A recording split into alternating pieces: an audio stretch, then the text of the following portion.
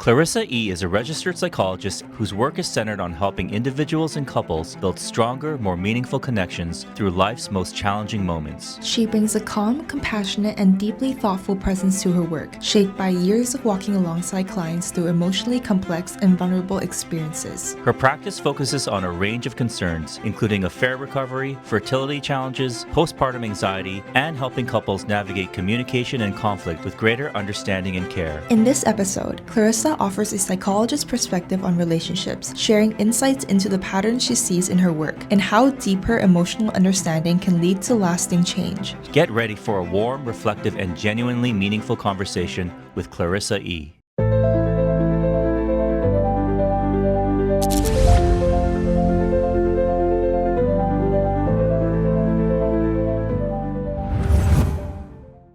Hey everyone, I'm Dr. Lee. And I'm Bella.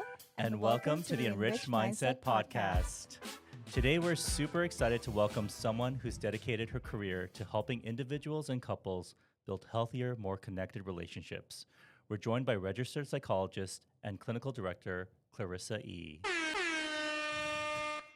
Thank you so much for being here with us today, Clarissa. We're really happy to have you.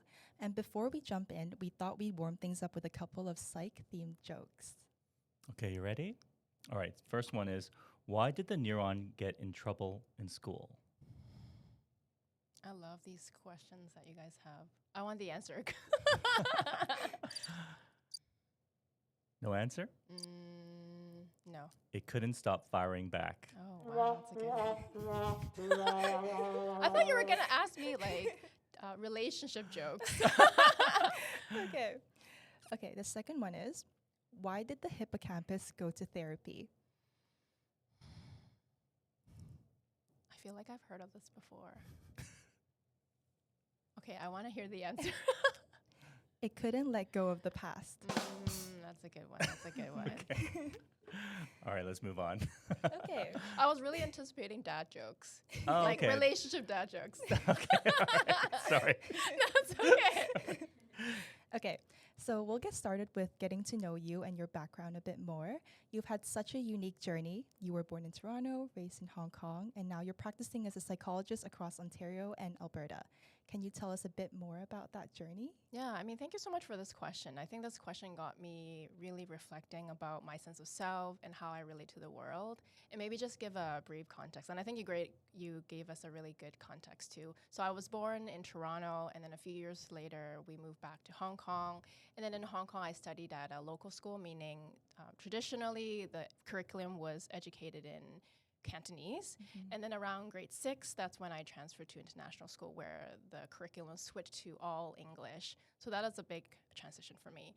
And then after high school, I moved back to Canada, went to Waterloo for my undergrad, and then after undergrad, went to University of Alberta for more clinical training. And then later on, moved back to Toronto again. I think for me, when I look back, the initial narrative was I felt like I didn't really belong anywhere. When I was in Canada, I felt like people thought that I was too, they gave me this nickname of FOB, right? Fresh off the boat. So it didn't really feel like I fit in. And then I had a bit of an accent. So that was a bit tricky. And then when I would visit Hong Kong, people would say, well, you're not really from here, right? So it felt like I didn't really fit in anywhere. And then language-wise was also a bit tricky too. As I mentioned before, switching schools midway through my education, it was a lot to catch up. Initially, I felt like I only understood around 10% of the curriculum and really put in a lot of effort to understand what's happening in the classroom. It was challenging, right? Placed into ESL classes. And then coming to Canada, actually meeting more friends speaking Cantonese and catching up on my Cantonese. So initially, the narrative was I didn't feel like I belonged anywhere.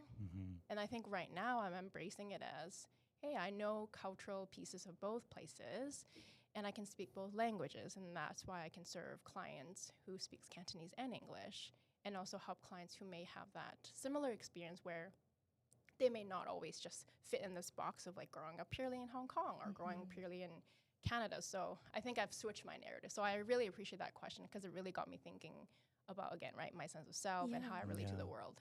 It must be so hard to adapt to how different people are in local school, international school, and Which even the curriculum is difficult, but even interacting is difficult as I well. think there were a lot of pieces to navigate. One, it was peer to peer, right? First, when I moved to the international school, I got made fun of my accent. I felt like the way that I was interacting with teachers, I really had to relearn that because it was very, very formal. Before, we used to have to bow to the teachers. We tucked in all our uniforms, or our hair in like a certain way, and all the, even down to how many inches of hair, right? Like all those were really strict.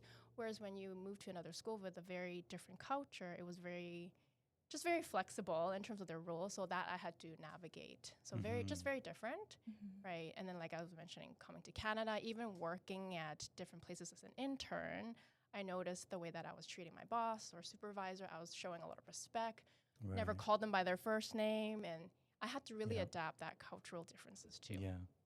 So maybe you can tell our audience what inspired you, or what experiences inspired you to study psychology, and then more specifically, couples and families.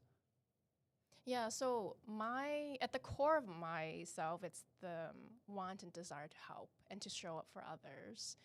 In terms of studying psychology, I was just really interested in learning about people. I find it fascinating to watch people at the airport. I know it sounds kind of maybe boring, but it's really interesting to me. Or even when I'm at the grocery store, just making all these cool stories in my mind. Like, I wonder what they're talking about. I wonder what they're thinking about. Like, that was really intriguing. Initially, I didn't want to be a psychologist because my mom was in that line of work. She's also a psychologist. Seeing her see many clients a day, doing counseling, felt like it was really exhausting. Like, I could see how exhausted she was. So at some point, I wasn't wanting to be a psychologist. I was more interested in working with kids, actually, kids with special needs. And that led me to apply for school in clinical child psychology because I really enjoy working with children with special needs. And so that was the initial piece. But midway through my program, I realized I actually really like counseling. They somehow inserted that course in our curriculum, even though I was more in the school psych assessment route. And because of that exposure to counseling, I thought, wow, actually, I really enjoy this. Client seems to be responding really well. Maybe it's something that I want to consider. So I continued in my program, but I stayed another extra year just to get all the counseling program courses fulfilled so that I would have the option to do both. What's it like having a mom as a psychologist? Like, isn't that a bit rare too? Like, she practiced in Hong Kong and in Canada? Well, she practiced both in Canada because she did her training here, and when we moved back, she moved back to Asia, and then she took on a position to be a psychologist there. What was it like? I think in some ways it makes me less relatable to my clients because she's not a typical, I guess some people would say, like, Asian tiger mom. Like, she's definitely not that. And actually her encouragement to me was dare to be average. Really? Because growing up, my struggle was perfectionism. I really wanted to strive for excellence. Sometimes I go a bit overboard. I stay up too late to study, or I get frustrated if I don't get like a perfect mark. So she really tried to help me with that mindset. So her phrase to me is dare to be average. Wow. Thank I you have for never sharing heard that from an Asian parent. But very non-traditional, if you will. And I really appreciate the fact that growing up, there was no shaming, no blaming. It was very validating. I definitely struggle with moments of anxiety growing up, and even times when I think there was a big event coming up, I would get some psychosomatic symptoms like a tummy ache or something, and she would really validate that. And so I felt really seen and heard. And I just felt what an honor to be a child of someone who has these knowledge and who can use them so effectively in their family. So I thought that it was such a treat to have a mom who's in this field. And she's still practicing, and she's still supervising students, still teaching overseas. And so we still talk a lot about, hey, how do we better support our field? How do we better support clients? I really enjoy that. That's amazing. That's such a unique experience, and like being able to ask her and go to her for advice as well, and like discuss about like your clients or anything you might be, thinking about or struggling with. That's so cool. Yeah, I mean, you also asked about the couples piece. I think I initially, even though I started off working with children, I did notice, and this is also under influence probably from my mom too, because she works a lot with more the family. She doesn't work with couples, but more so family. I think we've talked about in our discussion how sometimes we have children come into our office 1 hour a week. There is some good impact there. At the same time, once they go home, their parents' relationship is a big part of their development as well. So sometimes I would think, well, how about helping the parents instead, getting them on the same page, because also when their strategies are misaligned, that would impact the interventions that we do in the room as well. So that was one of the motivation. And then also personally, me and my husband, we wanted to build a solid foundation before having kids. And so we did premarital counseling, we went to conferences, we went books and all those pieces, but we had a sense of what healthy relationship looked like, but not the how.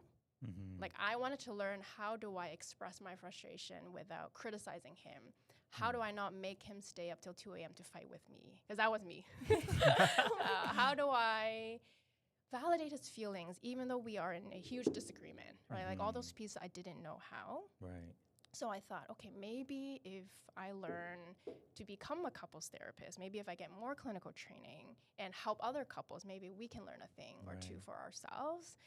And when I realized how much I've learned from these clinical training and how beneficial it has been for our relationship, I literally would take the handouts and be like, hey, would you like to try this activity together? Like, right? Like when I saw these benefits and the shift in our relationship in a positive sense, I thought I cannot gatekeep this anymore. I'm on a mission to help as many couples as possible. Right.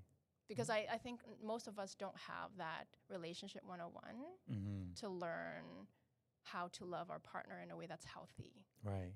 And so your own relationship was kind of like a testing ground for all the things you were learning? Yeah, in a proactive way, right? Like there wasn't any specific major issue. There wasn't a lot of huge clashes. So that's what we were proactively learning. And then I think it wasn't enough that we were thought, oh, we needed couples therapy. Again, not to say that couples therapy is only for people who are at the brink of separation, but I think even as a therapist, you would think you have a certain perspective about what couples therapy means back then, right? When I didn't have the training yet. But then now learning more about how couples therapy can be a very proactive way to equip yourself for big transitions, for next steps, or even just a tune-up, like going to a physical checkup yearly, right? Something that's just more proactively strengthening your relationship can be very useful. Which is like the premise of premarital counseling, right? Yeah. But I think sometimes premarital counseling, especially done maybe not with a professional, you may not get the help you need. So again, it's not a criticism to the faith community, but that's what we did. Like we did ours through our faith community, which is a very common thing in order to get married through pastor, the church. Yeah, you would go to your pastor or minister or clergy to get those preparation, right? Which was really helpful. And I think a big part that we took from that premarital counseling was the idea of we are a team. I think that is very helpful, yet the skills specifically, like I was mentioned, right? How do you not criticize your partner when you are frustrated? Like all those skills. What do you say when you want to bring up a topic? Instead of silent treatment, how do you revisit a fight without fighting again? Like all those pieces, I did not have any of those skills. Yeah. And like, I guess with your own like parents, did they have kind of a dynamic that you could model that, or was it very different in your own experience? Yeah, I think because it helped that my mom is in the field, she definitely brings in a lot of good elements in the relationship, right? I mean, at the same time, not all relationships are perfect. There are really good things that I've learned from them, and then there's things that I thought, oh, how can I do that differently, right? But I think overall, because she is in the field, she definitely demonstrated a lot of healthy behaviors for us. I mean, at least I didn't witness like yelling or really escalated fights. I know that when they are in conflict, they would take breaks so that they could cool down, which is a really healthy thing to do. Yeah. Instead of keeping at it or escalating. So that was really helpful. Right. Thank you for sharing that. It's really interesting. Okay, so we're going to move on to a bit of your education. So you completed your master's in school and clinical child psychology at the University of Alberta. For students who are interested in following a similar path, what advice would you give to those hoping to get into clinical psychology? Well, I thought about a few different domains, and I wrote down a lot of notes so that I want to share that with the audience. I think the first piece is the academic. I know it sounds obvious, but there are certain pieces maybe to think about. Maybe look into the programs to see what academic requirements are having. Sometimes they're actually only looking at the last 2 years. I think that's what I learned along the way. I thought it was the whole 4-year accumulative GPA. I mean, certainly there are certain programs that may ask for that. So I know some students, they may say, oh, my first year I really bombed all the courses or I didn't do very well, which is natural, right?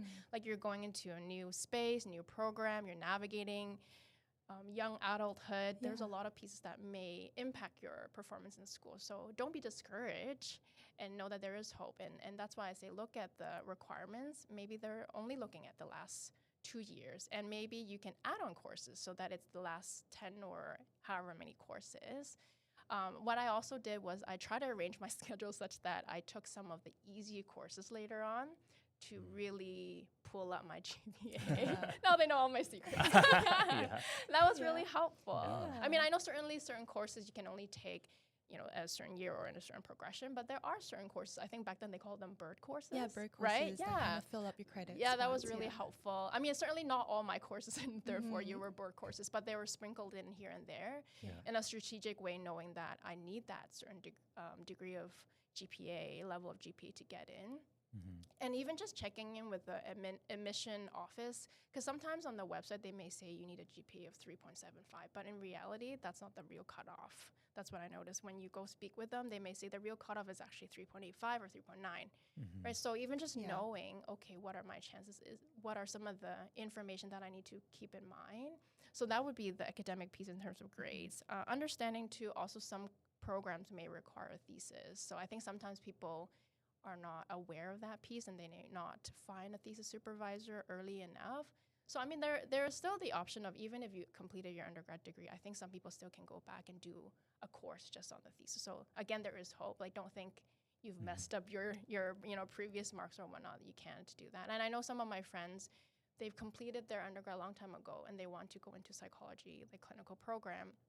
Some of them may just go back and do some extra courses, again, pulling up the marks higher Mhm. so that they can meet that minimum requirement, right? So that's the academic piece. Mhm. And also understanding which schools are looking for GRE. Some of them, if you're coming from another country, you may need another extra test. So even just knowing what schools, I personally picked schools that didn't need a GRE. Yeah. Just one less thing for me to worry about. So yeah, that's the academic piece. Mhm. And then in terms of the clinical experience, it is really helpful to get clinical experience through related fields. It doesn't have to be only psychology. It could be medical, it could be some social science or educational field. Sometimes action brings you clarity. You may not know exactly what population. I think sometimes people would think, oh, I want to work with this population. They're very focused, and sometimes people don't know. And then Mhm. that's okay through, and through volunteering experience, or sometimes it could be paid too, right? The clinical experience.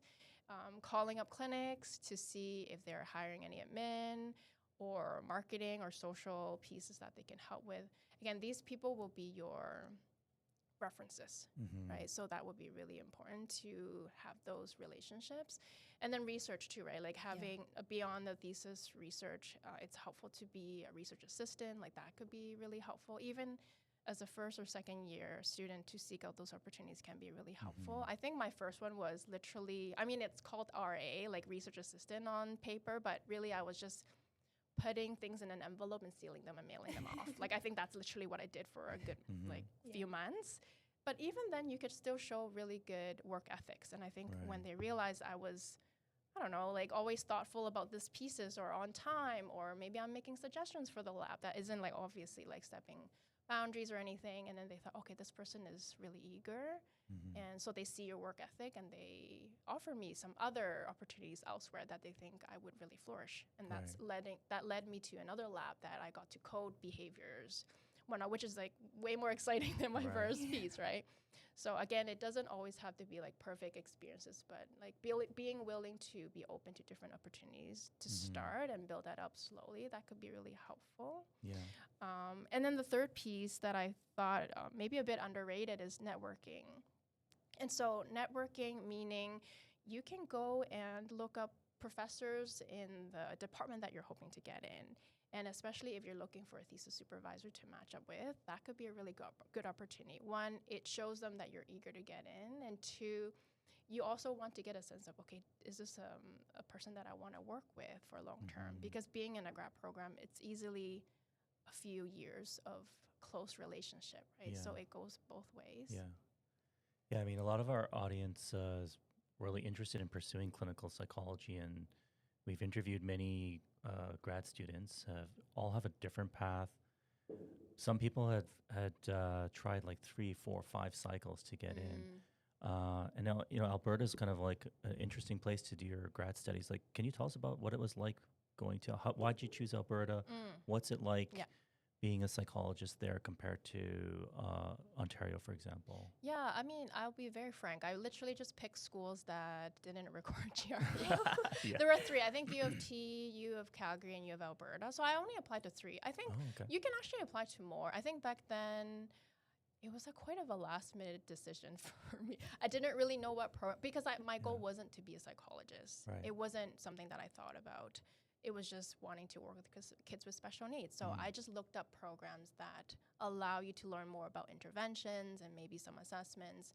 So it was these 3 schools, right? And then I picked Alberta because the Alberta schools were the only ones that accepted me. So U of T didn't accept me, and then U of C, U of Alberta accepted me. And I think Alberta versus Calgary was probably because they gave me a bit more funding.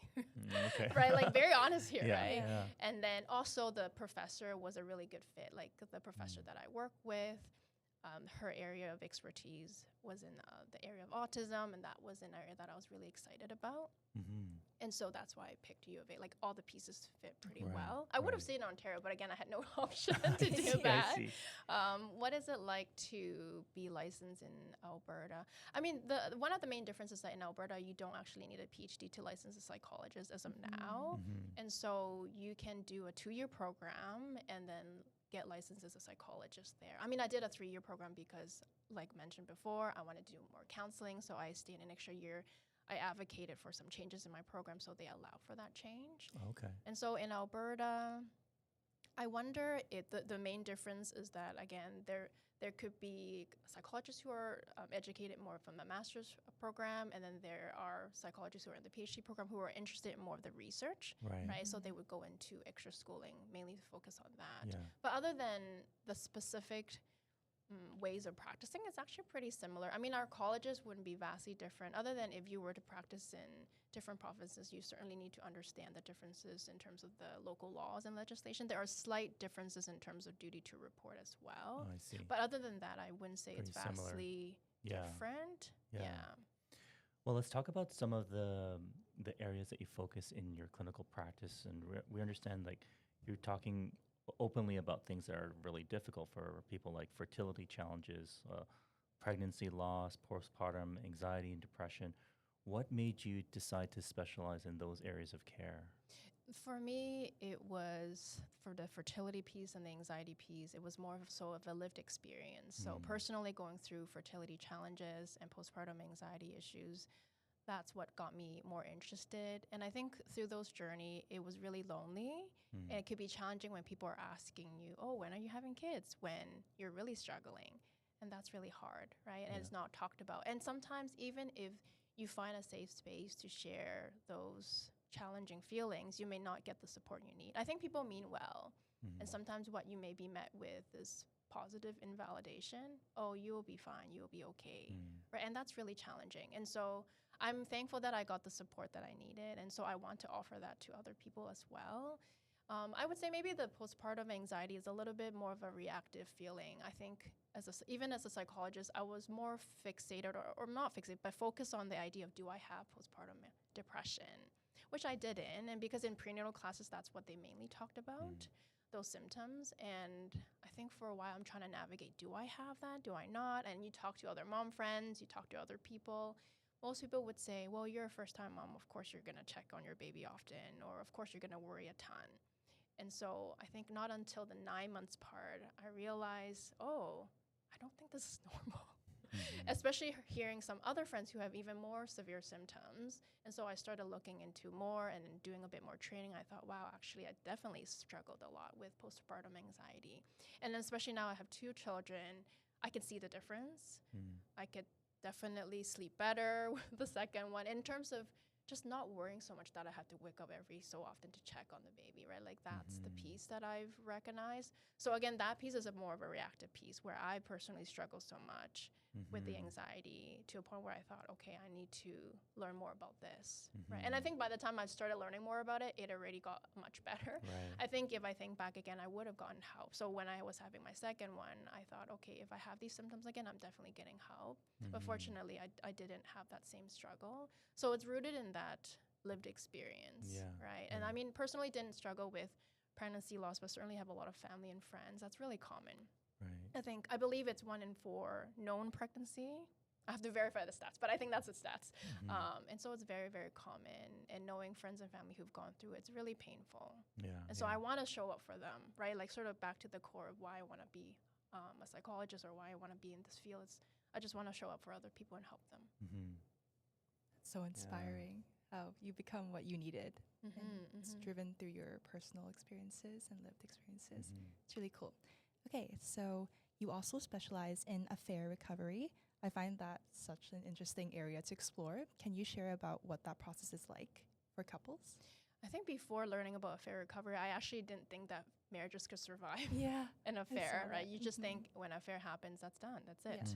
right? So I think as I learned more about it in my clinical training, I realized, oh, there is hope and there is a good structure that people can follow to get better. There are certainly many ways to help couples to recover from an affair, and the approach that I use is mainly rooted in the Gottman approach. They're relationship experts, relationship researchers. So the approach has 3 phases. In the first phase, instead of figure out what went wrong, we look at more so about the transparency and the openness. If we frame it in a sense of that there's a hurt partner. I mean, I don't really love using the word hurt, but for the sake of our conversation, some people will call it like the hurt partner, right? Because I know that both people are hurt, right? So there's a hurt partner, there's a affair partner, the person who went out to sought another relationship. So in that first phase, it's the atonement phase, where the hurt partner gets to ask questions, get to express their frustration or hurt and pain in a very vulnerable way, and we help them to express that such that it doesn't turn into criticism or harsh words, because you can imagine the pain that they go through. And so that's the piece, right? Lots of questions asking the other person, like, for example, well, how did you meet that person? What did you guys do when you hang out? Again, there are certain questions that we also would avoid so that they don't re-traumatize them. So that's why it's really important to find professional help to guide you through the process. And then during the first phase, it's really important for the affair partner to show deep remorse, because they need to show that they recognize whatever they've done was really, really hurtful. So that's the first part. And then the second phase, we take a look at what happened in marriage number 1. What went wrong? What were some skills that were lacking? What were some of the challenges? And it's not from a perspective of blame, right? It's not saying, well, you didn't give me this and that's why I went out and sought someone else. But again, really examining very much of a collaborative way, like, hey, what realistically happened? And what can we do differently? That's the second phase. And then the last phase is recommitting to the relationship. And we talk about vowing your loyalty, and also talking about what happens if this happens again, right? Like all those pieces. But again, it's really to strengthen the attachment. Like that's the last piece that is really focused on. But again, right, like there's multiple ways to help couples through this process, and that's just one way to help them. Yeah, I'm just curious, and like in those situations, you ever find like people in the couple trying to align with you or trying to like get you to take their side, or like these kind of like dynamics happening? I guess like you were talking about, like there's a hurt partner and then there's a person who committed the affair, and they probably have their own point of view. Yeah, I'm just curious how you must, those kind of dynamics can happen within a session, I'm assuming. Yeah, I mean, it is natural for people to seek for alignment. I think I would usually even name that, right? And say, hey, it looks like right now you're needing some extra support from me. What is that about? Let's talk about that together. Right. I think it is helpful when I work with a couple where I do meet with them as a couple first, and then I meet with them individually for a session. just to understand their perspective. I am also mindful that I'm a female identifying clinician. So if we're talking about a heterosexual couple, it can feel as if I may be aligning with one partner. Let's say if the male partner is the one seeking out. Again, I'm not saying that's always the case, but it is what I see most in my clinical work. Certainly there are scenarios where the female partner went out to seek another partner, right? But like back to your question, I name it and we talk about it together. I even named that at the start, right? Like, okay, you're the one who sought out for another relationship and your partner's female, I'm female. How are you feeling about this dynamic? Right. How are you feeling about this setup in general? Right. And then in my one-on-one time with each of them, I show a lot of empathy. The one-on-one time, I spend a lot of time to understand what's happening for them. There's a lot of, like, again, for the hurt partner, there could be a lot of feelings of feelings and symptoms of PTSD too, right? Because then their world has turned upside down. So there's a lot of hurt going on. So empathizing with that. And sometimes they may go into that self-blame mode where they may say, oh, well, if I didn't do this, or if I didn't hurt them, or if I offer them this, they may have not seek out, right? So just offering a lot of empathy. And then again, right, with the affair partner, also naming that, hey, you know, you coming in here, you may have a certain narrative about what I may think about you. And I want you to know I have no judgment towards what's happening. I know that there's a choice that you made that wasn't a good one, but it doesn't make you a bad person. Even just naming that ahead of time, knowing that typically they have some narrative about what they think I may think about them. I know it's a bit complicated there, right? And that's helpful. Naming, validating, supporting, checking in. Yeah, and I guess you talked about having a situation where the other partner is transparent about what happened, but also like you're trying to manage that so you're not re-triggering. Are there like examples of things like maybe it's not good to know certain details, or like once you know, like, oh, I can't get that on my head now? So we do have certain, what I do is I give them a sheet of questions to consider. And I would say stay away from questions that may re-traumatize you, may give you images that you're envisioning your partner with the other person. So something very specific about like, what outfits were you wearing? Like that kind of is very, very detailed that would elicit more visual memory. These are the questions that we ask them to not think about and not ask in detail, right? And I know it's challenging. And so sometimes I would say, I know it's hard to not ask because you want to know everything. Because in that state, you're just wanting to know all the truth, right? And also just bearing with the pain that sometimes truth gets released in stages. Like initially you may find out about some information, and then maybe the affair partner may come up with like a story or a version that would satisfy the answer, but really they are still concealing certain truths. And so that's really typical. And even just, again, validating that and validating that for the affair partner too. Like, I know it's hard for you to bring it up. And I know it's hard for you to say all the truth all at once, right? Like, this is the time and the space for you to get it all out. Like, that's the one-on-one part that when I meet with them, are there other things going on? And again, it's not to question them in a shaming way, but it's saying, hey, it is normal that we may be guarding some truth, right, with the intention of protecting the other person. But hey, you know what? If you were to do that, that's going to create me even more hurt. It's going to take even more time to heal, right? And so it's really, really tricky. But again, I feel really honored, especially when I see people come out the other end and say, wow, our relationship is better than ever, better than even when we're dating. Like, that's really rewarding, and that's such an honor to witness. And when they say even other people who may not know about the affair notice our positive changes, our children, our pets notice our changes, like that's really wonderful. Because again, majority of clients that I work with are parents with young kids. There's a lot to lose if the relationship ends, right? And sometimes people are sort of in between. Do we want more kids? We have one, or maybe we have two, but we want more. But do I want a child with you now that this has happened? Like, that's really, really challenging. Sometimes, interestingly enough, though, if you share children, you may have more motivation to make it work. Because again, I don't want to say there's like nothing at stakes if you have no kids together, but right, like there is more realistically involved. Wow, seems like there's so many layers to this. And There is, and it's a really long process. I even give them a heads up. It easily will take a year to work through this, and then we will need maintenance session because you're bound to get triggered. You're bound to arrive scenarios where, oh, this was the anniversary when I found out, or this is the time where, I don't know, like, right, like challenging anniversaries, right? Oh, this is our, or maybe we broken up and then we got back together, and there's so many complications that go into it. So professional help's definitely needed. I always tell people, if you won't do surgery on yourself, please don't try to recover an affair on your own, right?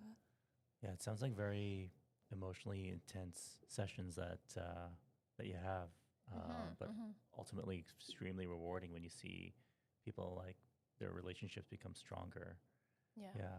You know, we're going to move on to our next segment because I think a lot of people are relying more nowadays on influencers than actual professionals. And that's just kind of a reality. And we have something set up for you, just some little clips from influencers, and Bella's going to take it away. Yeah. So how this is going to work is that we're going to start this off by showing you a few popular clips from relationship coaches. These videos are either like very common beliefs or controversial claims about love and dating. So after each clip, we just want your take on these beliefs from a psychologist's perspective.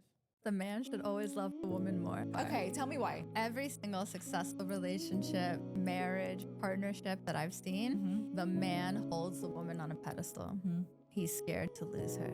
That's my observation. Okay, so this is an interesting one because, you know, I follow a few people, and what I kind of notice is like a lot of the female influencers, their clientele are mostly female, and this is kind of the message I hear. And then we get the male influencers, they're kind of saying the opposite, that the relationships they've seen that are the ones they would want to be in have always had the female, we're talking about heterosexual relationships, but kind of chasing the man more. So what's your take, or what's your observation? Yeah, I think that's such a bold statement to say, right? To say that in a healthy relationship or in a successful relationship, one person needs to fear that they may lose the other person. Like, that's really bold to say. I think it makes me wonder, okay, what does a successful relationship look like for you? Like, if I have a conversation with this influencer, I would love to hear more about that. Does that mean you are having zero conflict?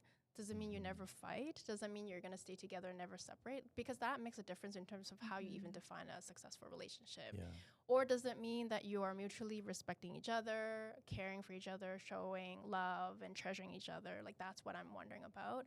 Because when I hear people say, I want love that the other person would fear to lose me, that suggests a bit of insecurity in there, in a sense of how come anxious love becomes healthy love?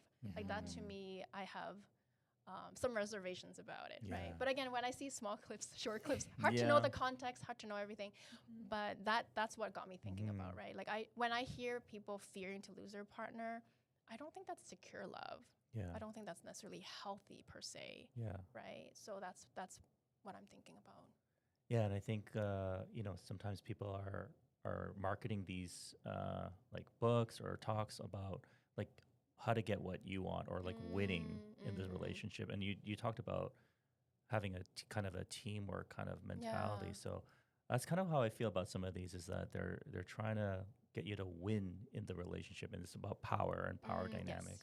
Yeah, I love what you mentioned about very much when they're talking about these pieces, there's a lot about power and role, right? And I think maybe I want to also name and recognize that certainly in certain cultures, and maybe even faith background, there is a role and power dynamic going on, and it may not necessarily be a good or bad thing. I think as long as both people have a good understanding that works for them, and that's what they are okay or signed up for, I think that's good. I think it would be a bit of a clash if they have very opposite views on, oh, well, I need you to chase me. Well, no, I need you to chase me. I think that would be very challenging. Yeah. All right, let's go to the next one. Okay. Number one, major mistake is chasing the potential. That you're in a relationship with a fantasy in your head, and you're not actually in a relationship with the person as they are. So for this one, we wanted to ask you, why do you think we tend to romanticize someone's potential instead of actually accepting who they really are? I think if a client were to come in and tell me that, hey, I'm romanticizing about this part of my partner that I'm not getting right now, I think I would stay very curious and understand what is the function and feature of this. Or because again, I would want to understand more about the backstory. I certainly have a few guesses. Maybe for them to have a romanticized version of their partner gives them a sense of hope. Maybe facing the reality of how challenging your relationship is right now, it's too painful. I wonder about that. I don't know. And then the other piece is I wonder if it's also maybe reflective of perhaps unmet needs that they may not get from their upbringing or past relationships. So they're hoping to seek that from their partner currently. I certainly want to normalize that it's okay to have expectations, dreams, and hopes for a relationship. I think it's normal. I don't want to say that we can't have any expectations. I think it's, again, understanding the backstory. What are the roots? What are you looking for? How come this is so important for you? What is this about? Right? Like, that's really helpful. I feel like in our generation, a lot of people tend to say that like we live in our own delusions, or we're very delusional about the people we're like dating or that we love, because we want them to be someone that they can't be, like a completely different version of themselves. But yeah, it's very interesting. I mean, I'm also curious too, right? When, again, if a couple were to come in, one person saying that I romanticize about my partner being that way, I would also turn to the partner and ask, what is it like for you to hear that your partner wants you to be this other version? Right. Is it inspiring for you? Is it shaming or That's right. degrading, condescending?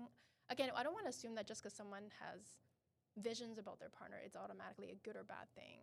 That's why I go to the point of, hey, what is the feature? What is the function? What is that part of you about?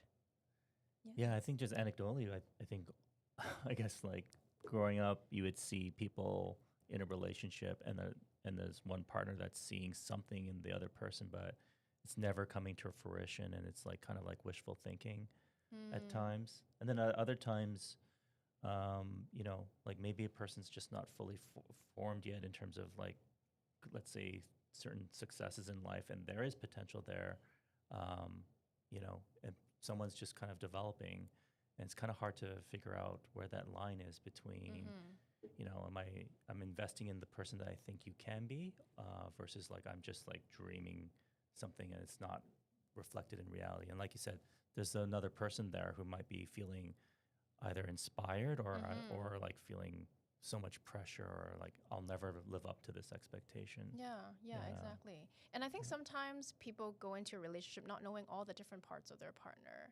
And I think that makes sense though, because people change. Let's say even someone started dating in their early 20s, and when you're in their 30s, 40s, 50s, you would grow, you would change. Your vision and dreams for your own career and life in general can change too.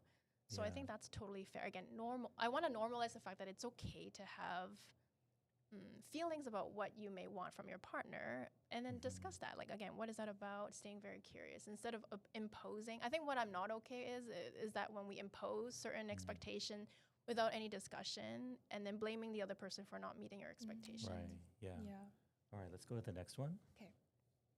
I do think that there needs to be a difference between who you fall in love with and who you can build a life with. And you need to bear in mind who you love might not be who you can build a life with. And you do need to be certain that you can build a life with each other, because that's more indicative of whether you're going to last. The love itself is a really essential but insignificant trait in marriages. What's actually more important, what they find is bigger in keeping a marriage together rather than love, is friendship. All right. So what's your take on this? Is love overrated in relationships?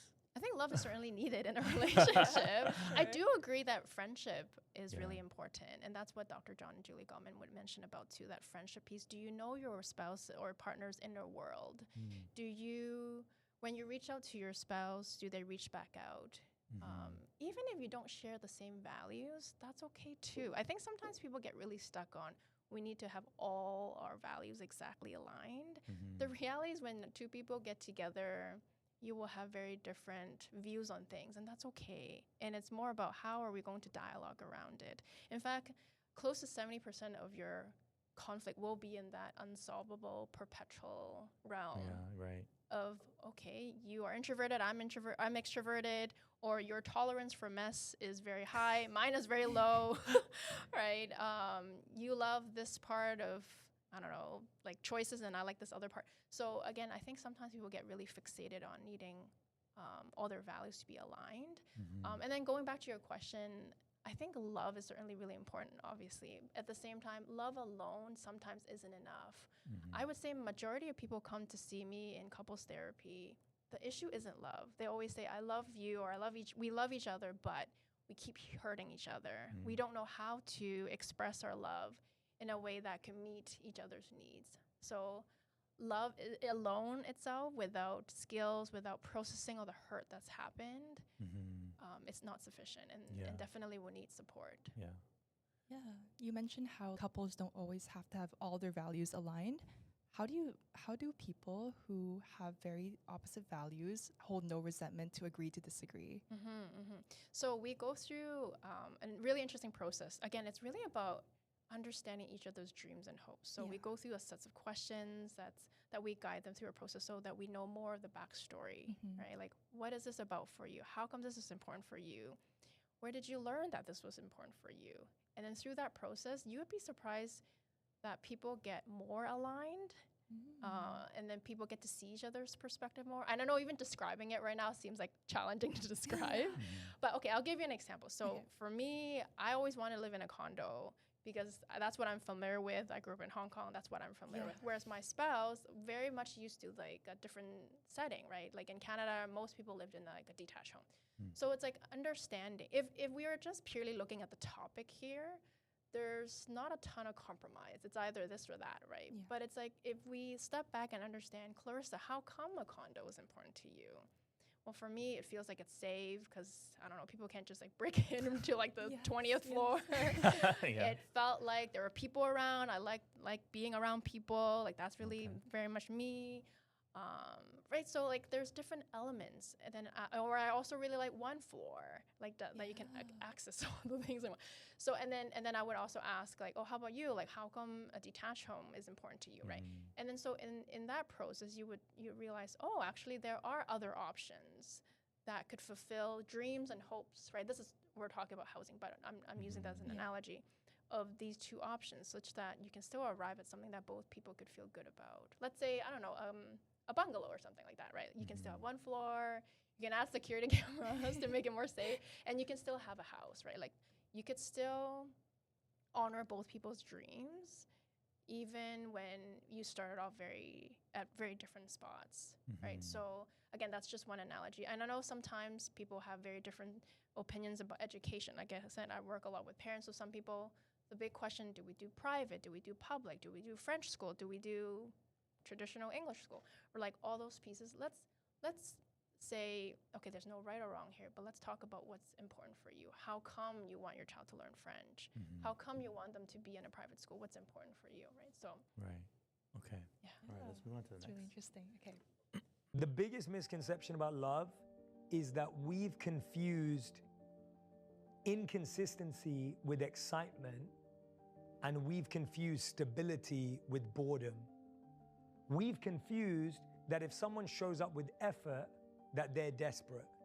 If someone shows up for us with time and energy, we think they need us. Yeah. So what's your take on that? I feel like it's so messy and we never really know what people might think of us. Yeah, I mean, I appreciate this perspective. I think what got me thinking about is if a client were to come in and tell me that they see inconsistency as excitement, I'm wondering, okay, where did you learn that from? Again, right, staying very curious. Is this what's familiar to you, or is this actually feeling secure and safe to you? Because when we're looking at healthy relationship, we're really looking at, is the other person accessible? Is the other person responsive? That's the opposite of that, right? And again, I'm also thinking, is this more about the dating phase? I'm very curious, right? Like as a speaker is talking about that piece, because I'm reflecting about when I work with couples, most of the time they're actually looking for consistent effort for the other person. They're looking for that stable love, right? And so working as a team. And so it actually is a little bit of contrasting opinion from what I see in the counseling Sounds world. like it's maybe in the dating context where you're playing these games where you want to seem like you're high value. So if you're texting too much or maybe showing that you're interested, you're actually reducing your value, and then people are just kind of caught in this this almost toxic game Yeah. of like who's going to show the least amount of interest. Right. Yeah. Interesting. Yeah. Again, right. Like because I think I probably see more people who are in the stage of Already in a relationship for a while, Yeah. wanting to make it work. And usually I would say it's the opposite. They're looking for that consistency and stability. Right. Yeah. Right, let's go to the next one. Why do we feel more attracted to people who make us anxious and who are unavailable? Why is it that we think that they're the ones worth chasing? Unavailable men, sometimes they demonstrate the idea of having options and alternatives.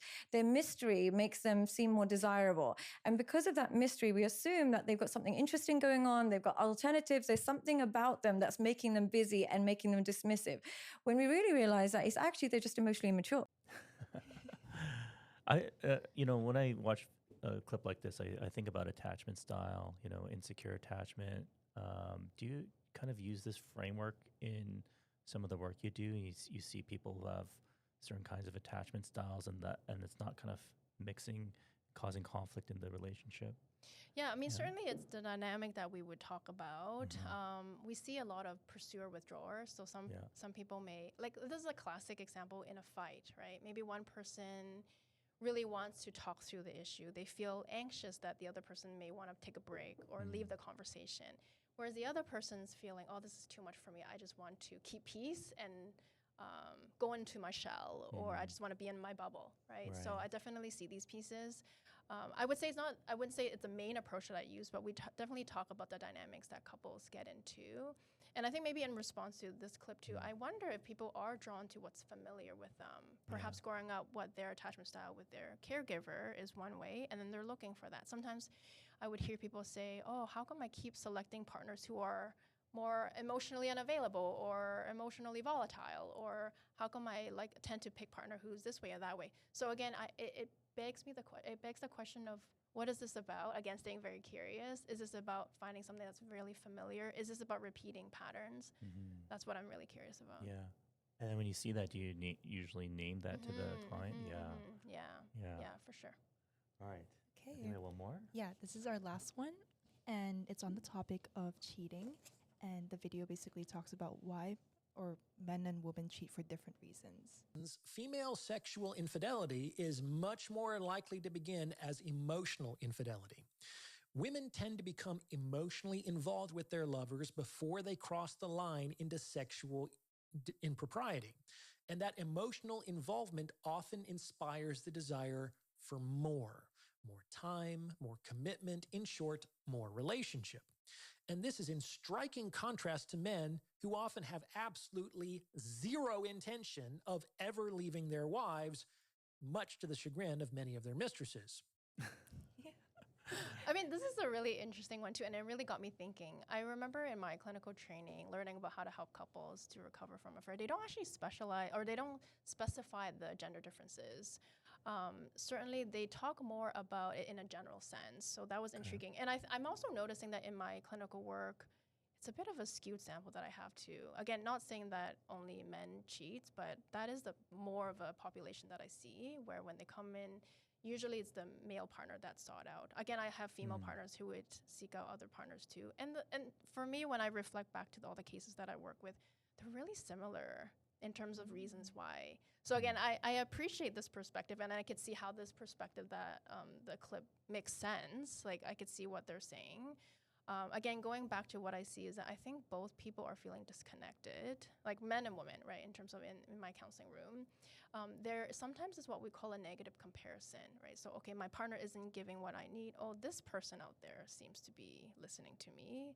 They're showing me empathy. They're not interrupting me. They're showing me attention, right? So that's negative comparison for males and female clients. So I would say there's a cascade of events. That's what Gottman would say, right? There's disconnection, there's avoidance of problems, there's that negative comparison series of events that would lead to someone seeking out, right? And when we're also talking about betrayal and infidelity, there's so many different types too. There's financial, there's emotional, there's physical, there's so many different kinds too. But I think at the root of it, from Dr. John and Julie Gottman, they are talking about cascades of events of disconnection, negative comparison, and avoidance of issues. And then also just reflecting back, there are some people who would talk about difference between genders, but I wouldn't say that's the majority of the theories out there. I think for the ones who are talking about gender differences, they may say men are seeking out for the physical pleasure and then females are looking for love. So both people, I said, they in general, they would say they're missing something. But interestingly enough, there's less talk about the gender differences. And so you mentioned in like the couples you're seeing, if there's an affair, it's usually the man that has like had the affair. And in terms of like the couples coming in to see you, is it usually like a mutual idea, or is it usually one partner that's kind of driving, seeking counseling? I would say usually, that's a good question. I'm thinking back about different cases too. I think they're both on the same page in terms of wanting to give it a try. Right. Usually, I would say one person is more motivated to make it work. Sometimes it's the person who has gone out to seek an affair. And is that the person that usually reaches out to you first? So. Yeah. Okay. But again, right, I have a very skewed sample, and I'm not, by no means am I saying way more men cheat. I think there's some stats too, right? Like definitely more men cheat than females. I think I even looked up some stats too, like 37% and for men and 22% for women who admitted to having cheating on their partner. And then for some other studies, it would be 45 to 55% of women, and then 50 to 60% of men engaging in extramarital intimacy. So you can see the range, and you can also imagine how hard is it to study this topic, because one, it's such there's a lot of stigma that goes into it in terms of even relationship challenges. Two, it's not something that people would widely broadcast. Hey, we have an affair, or we have really challenging moments. So I think it's really, really challenging to study to begin with. Yeah, for sure. Yeah, probably there's different kinds of, like you mentioned, different kinds of infidelity. There's financial, there's emotional. Probably the emotional part is maybe also very underreported. Yeah. And now also with technology, and I think now what I'm seeing as a new trend is, what does it considered as an affair if you're engaging in relationship with a bot or AI? Like, is that considered as, right? I mean, at the end of the day, what we are looking at is, are we breaking the monogamy agreement? Right. Right. That's more important. Yeah. Even define, like, how about sending inappropriate text? Is that okay? Is that not okay? Right. Like for some couples, that's fine. They think it's just a little bit of flirting. And for some couples, it may not be. Right. Yeah. So at the end of the day, it's more about what was your agreement? What is your updated agreement? That's really helpful to Depends look on at. the couple. Yeah, it really does depend on the couple. So interesting. Okay, thank you so much for sharing your perspective on these very bold claims that I feel like a lot of Gen Z, this generation, would scroll and just have these statements in their heads. And you taught us to kind of, stay curious and think about the context behind the situation as well. So, and sometimes you may actually get both people who may have cheated or have gone out to find other connections. So it's not so clear cut. I think it's easy from the outside to say, oh, whoever cheated is like a bad person. It's not so black and white. There's so much backstory to it. There's so much history to the relationship. And I sometimes would ask clients, is this a wake-up scenario or is this a walkout scenario? That really gets people thinking. Because sometimes people want to leave a relationship or want a relationship to end, but they don't know how to end it. So that's one way, treating their partner in a really unhealthy way, negatively impacting them, so maybe they would leave or end the relationship, right? Or sometimes it's a wake-up scenario where it's, oh, something isn't working, we need to get this working, right? So yeah. Oh, wow, there's so many layers to this. For real. Okay, we're going to move into the next segment of the podcast. We'll bring up some questions that many people think about in their relationships, and these are the kind of things listeners are really hoping to hear your professional perspective on. Okay, so the first one is, some people think good communication means always talking things out, and others swear by, taking a break, and even silence. What's your take? Is there something to potentially over-communicating in a relationship or sharing too much information? I'm assuming this is also in the context of conflict as well. Certainly when we are in conflict, I mean, first of all, conflict in itself isn't a bad thing. I think a lot of people think, oh, we want to avoid conflict. That when we don't have conflict, that's a good thing. Conflict, when it's approach in a healthy way, you can actually arrive at mutual understanding. It's actually healthy for the relationship. Now, let's talk about what to do when you're in conflict and things are getting escalated. It is recommended that we do take a break. Sometimes people feel like taking a break means we'll never get back to the conflict again, and I understand. And that's why we need to learn how to take a break, such that it doesn't feel like you're too much, I'm not talking to you, right? We want to take a healthy break such that it's, hey, I'm feeling a bit overwhelmed, we even use the word flooded, meaning your heart rate is up to 100 beats per minute, your vision is tunneled, your listening skills is out the window, you're having a hard time staying curious and being empathetic. So there really isn't a point to talk through the issue right now. Right, like that's a time when we say, okay, let's take a pause, but you need to agree upon ahead of time how to take the break such that it doesn't become this, oh, I'm not talking to you, or like a silent treatment, right? So it is really important, and making sure that when you are on a break, you're not ruminating on, oh, how dare they say this to me, or they were so mean to me. Instead, you want to focus on self-soothing. You want to make sure that you are doing something that's helping you regulate your system, so that when you come back, you can say, how can I be curious to understand your perspective? I want to learn more about what you're thinking about. So certainly in the context of conflict, it's really important to actually take a pause.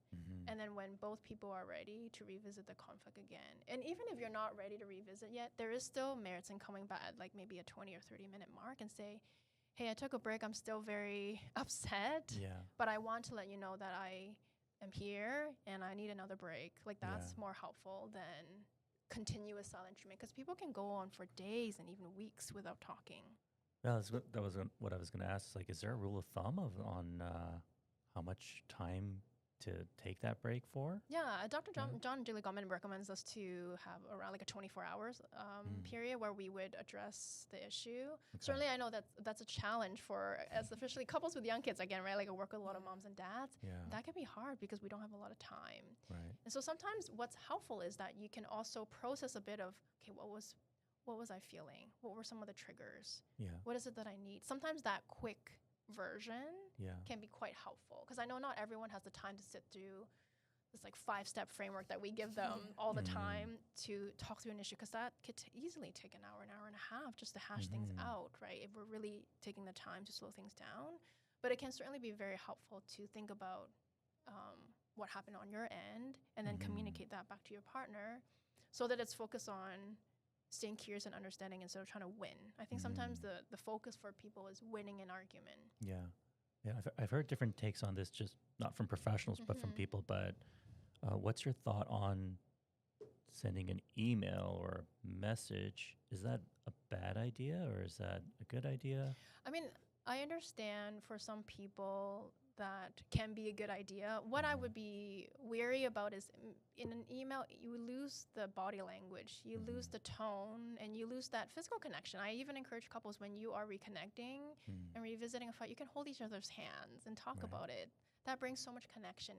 And when I do couples therapy, I encourage them to turn to each other and say these tender, loving things to each other, right? Okay, earlier I realized I said this and it really hurt you.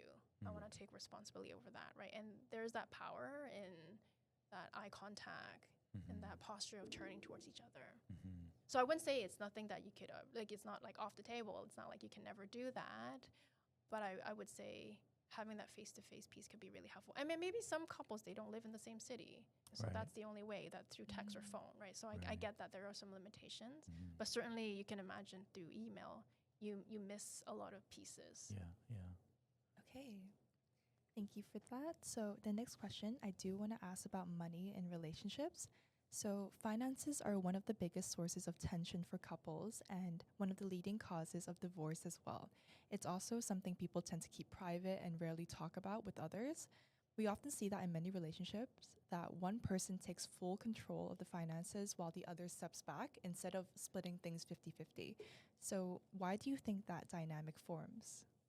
I mean, certainly I think it goes back to the question of what are the roles and responsibility in a relationship. My guess is that perhaps there's that modeling from a previous generation. And then also, again, in certain cultural relationships or even, again, clients with a certain faith background, there is that assigned role that this person takes on this role to be the leader, or this person would take on the role to follow what the leader is saying, right? So I think it makes sense that there isn't this like one set way going about with how finances are managed.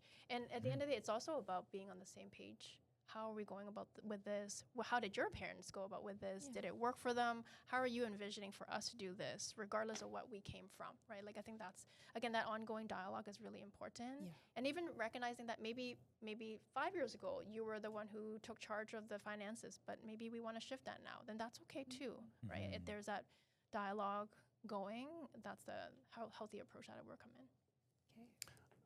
And now I want to move on to the next topic, which is masculine and feminine roles in modern love. So something that keeps changing with each generation is the role of masculine and feminine identity. So in our modern day, it's become very common for both partners to work, split finances, share household responsibilities, instead of the traditional expectation for the man, for example, to provide the finances and the woman to stay at home.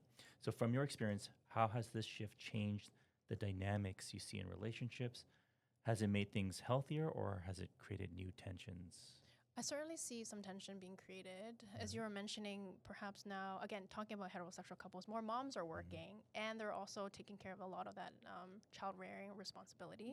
And so sometimes that could feel like, well, why am I going to work and doing all these household chores and taking care of the kids' stuff and bringing them to extracurricular? So sometimes there could be this conflict or resentment about division of labor. So I've certainly seen that. But I've also seen the other perspective of where maybe the dad is staying home to work, like their work from home, right? So maybe their schedule is more flexible and they are taking up on more of those child caring responsibilities. And sometimes that creates tension with the previous generation where the in-laws are saying, well, why is my son doing all this stuff? Like that doesn't sit right with them. And so sometimes navigating all those pieces can create some tension. Right. And does like these shifting roles, does it affect people's like attraction to each other? If someone is, let's say, a man and taking more feminine roles, or vice versa, is that starting to mess with like people's kind of like maybe like evolutionary like drives towards like being attracted to a certain kind of dynamic? I've certainly heard both. I've heard scenarios where when their roles are switched, there is that tension being raised, right? Like, I did not expect that you would be doing these roles, and now I'm not really attracted to you. Like, I have heard of that. I've also heard of scenarios where the roles have shifted, but there isn't an issue in terms of attraction. So I wouldn't say it's a universal experience, but I have heard of people saying and expressing that. And I think mainly it has to do a little bit more to like the power dynamic versus like just the roles of what they're doing. Sometimes people find it helpful to talk through that. Like, what is this that you're expecting from your relationship? How has it shifted? Because sometimes that's what happens. Maybe initially one person is a breadwinner, and then as the career shift, the other, like, and then it shifts to the other person, right? So sometimes maybe when they were initially connecting, that was their dynamic and has shifted. And so it certainly, when your dynamic has shifted, that would change your attraction too, or that can change your attraction. Right. So again, I don't think it's like a universal experience, but it has come up as an issue that I've seen. But more so from a perspective of power dynamic, who's taking the leadership. Like, because maybe initially you were attracted to the other person because they were taking a lot of leadership role. And now that you're in charge and you have more leadership role, that piece that you were attracted to, it got removed or got minimized. Right. And then kind of tying back to finances again, are you finding it's healthier for people to split finances and financial decisions 50-50, or are you usually seeing like one person kind of taking that role and the other person like, well, I want you to handle that? Like, what's a healthy way of dealing with finances? I honestly think the healthy way is dialoguing about it. Again, I don't have the specific data to back, like, is this the right approach? Is that the healthier approach? But certainly what I see is the dialogue between the two. Like, that's really helpful. And again, recognizing that financial contribution is just one way to contribute to the family. I think it can be easy to say that is like a main one and a big one. Certainly is a big topic. There's also emotional contribution, child care and contribution, mental load of taking care of different things, right? Like, where are we going? Where are the social events, birthday parties? Like, all those pieces are also a contribution to the family chores. Like, all those things are also really important. Yeah. So at the end of the day, it's more about, hey, are we aligned in terms of how we want to approach this? Yeah. And again, sometimes your financial situation may change. Sometimes maybe one person may have made a lot of money before and now their roles have changed, right? So Right. having that ongoing dialogue is so important. Yeah. And that's why even for us, like we have money talk on our weekly check-in Really? list. It's literally there every single time, by default. Yeah. So that anything that comes up, we'll talk about it because it has to Yeah. be an ongoing conversation. That's amazing. Yeah, I guess like I know a lot of couples where there's one partner that just doesn't want to have anything to do with, doesn't even want to know, and that creates conflict because you know money's not infinite, so there are like boundaries, but there's one person that just doesn't want to know. But then there can be like you mentioned like financial infidelity, like someone could be like blowing their money or blowing their investments, and then it's a shock to the partner when they realize what's happened. But yeah, that's amazing that you have this this ritual. Yeah. I mean, again, back to your point, I would stay very curious for the partner who's maybe a bit more avoidant about taking some responsibility over the finances. Like, what is that about? Right. Is it overwhelming? Is it something that you've always seen maybe your parents split their roles in a certain way? Yeah. Is there a way that you could still be informed but maybe not be in charge? Right. Is there something that you can both be involved? Right. That's why having these like weekly check-ins can be really helpful, because even if you're not the main person to deal with finances, you can still be in the loop. Right. On the other hand, maybe you're the main person who deals with the kids' extracurricular, their parent-teacher meetings. But if you have these weekly meetings, you could still talk about, hey, in the teacher meeting, this is what we talked about, so that the other person can still be in the loop. So that, again, feeling more like a team. And I certainly know that certain cultures, one person would take all the financial contributions and manage it, and that's very typical, and that works well for them. So again, it's not about is there a right or wrong way of doing it. It's more about, hey, are we on the same page? Is it working? Is there anything that we want to do differently? Okay. Do you want to do this? Yeah, we talked about that. Maybe we can talk about generational. Okay. So it's really interesting to see older couples coming to therapy, because for their generation, it wasn't something that was normalized compared to what it is now. What's the oldest couple you've ever worked with, and what stood out to you about their dynamic compared to what you see with younger couples today? I would say the oldest couple that I work with are probably in their 60s and 70s. Certainly isn't the most frequent clients of mine. And I think partly is because I market myself as a couples therapist for parents with young kids. So I think that plays a role too. Sometimes couples may say, oh, you're like my kid's age. Right? And so that's interesting. Again, naming that dynamic is helpful. I would say the topics may be a bit different. Maybe they're fighting about retirement plans, or maybe they're talking about health issues that are more relevant to their age, or instead of maybe fighting about parenting, they're fighting about grandparenting. So certainly topic-wise, I could see how there could be some differences. And when you're together for a longer time, it's likely that you would have more unresolved issues and maybe even resentment build up over time, versus like if someone were to be together 5 years versus 50 years, you can imagine the life experience that they've shared together would be quite different. But if you ask me truly, if I look underneath and step back and think about what is the underneath core issues, it's the same thing regardless if you're dating, married for 5 years or 50 years. Is the same questions of, are you there for me? Will you show up for me? Do I matter to you? Will you love me for who I am? Like, all these questions apply to couples regardless of what stage in life they are at. So certainly, yes, topics may be a bit different, but really not that different.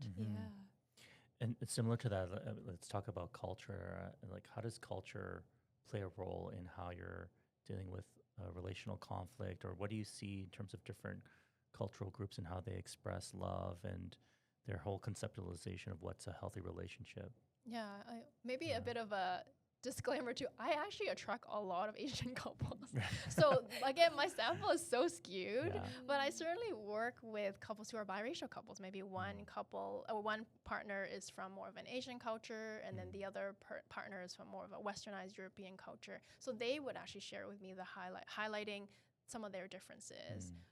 Sometimes there's actually more differences between the previous generation and the current generation. In fact, I see more of that, where they would talk about how their parents are interacting with each other versus how they want to do things differently. So again, I don't want to dismiss the cultural differences, and I want to acknowledge it. I think just, again, clinically in the counseling room, because of the population I work with, I see a lot of Asian couples. Yeah. And that said, though, even if they are a similar background as me, I still stay very curious. Just because we share a very similar background, it doesn't mean that we have the same experience, right? So I still stay very curious to understand different pieces without assuming that they share love this way or show love that way. Right. But again, back to your question, sometimes for biracial couples, they would say perhaps one culture is a bit more reserved, so they don't really express love in a more like verbalized, direct way, and the other person may be more readily to share words of affirmation. So that is something that I've seen.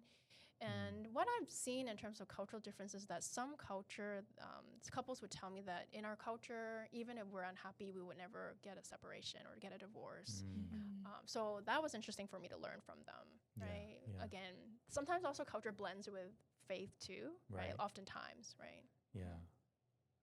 Was it like the love languages? Was that written by someone from a faith background? Do you like? I've that heard of whole them book? for sure. Yeah. I would say I use that sparingly because it's not necessarily like a clinically like researched, evidence-based kind of approach. Yeah. I mean, couples definitely very much gravitate to that kind of language. So sometimes I would talk about it in that context. But what I talk about more is, hey, how do we share our fondness and admiration for each other in a more specific way?